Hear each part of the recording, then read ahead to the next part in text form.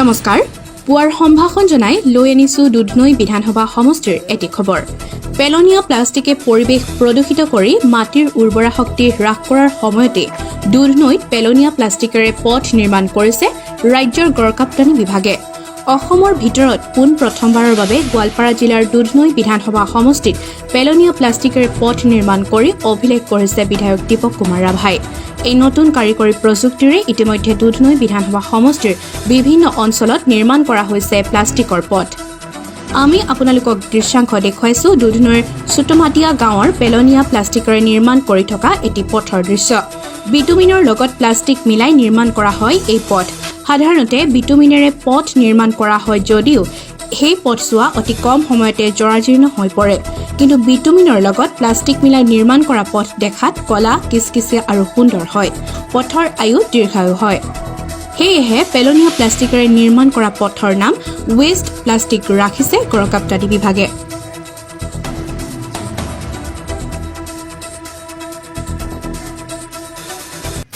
PWD ডিপাৰ্টমেণ্টৰ through the আমি কিছুমান নতুন টেকনলজি ইউজ কৰিছোঁ তাৰে আমি অসমৰ ভিতৰতে গোৱালপাৰা ডিষ্ট্ৰিক্ট আৰু গোৱালপাৰা ডিষ্ট্ৰিক্টৰ ভিতৰত প্ৰথম দুধনৈ আমাৰ ST LACত আমি এই প্লাষ্টিক টেকনলজিটো প্ৰথম ইউজ কৰিছোঁ প্ৰথমে আমি নিশান গ্ৰাম ৰাস্তাত আমি এই প্লাষ্টিক টেকনলজিটো ইউজ কৰিছোঁ ইয়াৰ মূলতে হ'ল আমাৰ বাৰিষাৰ যিটো বৰষুণ সেই বৰষুণত প্লাষ্টিক যিটো ৱেজেছ প্লাষ্টিক আমি বিটুমিনৰ লগত মিক্স কৰি যদি আমি ৰাস্তাটো বনোৱা হয় তেতিয়াহ'লে ওপৰৰ পানীটো তলত সৰকি নাযায় আৰু য'ত নেকি এটা মানে পানীখিনি যেতিয়া মানে ধৰি ৰাখিব তেতিয়াহ'লে ৰাস্তাৰ লংজিভিটিটো মানে ভাল হয় তো সেইকাৰণে আমাৰ যিবিলাক টেকনিকেল পাৰ্চনে সেইবিলাকে মানে এই নতুন টেকনলজিটো হেৰি কৰিছে আৰু আমি প্ৰথম অসমৰ ভিতৰত প্ৰথম গোৱালপাৰা ডিষ্ট্ৰিক্ট আৰু গোৱালপাৰা ডিষ্ট্ৰিক্টৰ ভিতৰত আমি দুধনৈ সমষ্টি সেই টেকনিকটো আমি ইউজ কৰিছোঁ আৰু যিখিনি ৰাস্তা আমি বনাইছোঁ অলৰেডি পূৰা ভালেই আছে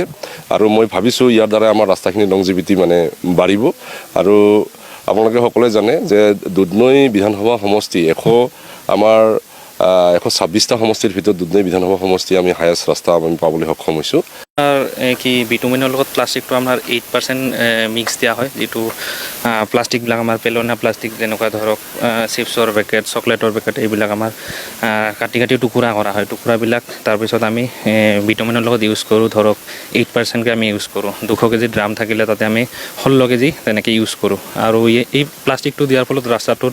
লংজিভিটিটো বাঢ়ে আৰু ধৰক এই যেতিয়া চিল কোটৰ কাম কৰে তাৰমানে পানীটো যাতে ভিতৰত সোমাই যাব নোৱাৰে আৰু ৰাস্তাটো দীৰ্ঘজীৱী হয় 15 বছৰ ধৰি আমাৰ যিখন আমি ভুগি আছিলোঁ ৰাস্তাৰ আজি প্লাষ্টিকৰ টেকনলজিৰ দ্বাৰা যিটো আমাৰ ৰাস্তা কোনোদিন দেখা নাছিলোঁ কিন্তু আজি আমি পালোঁ খুব সুখী হৈছোঁ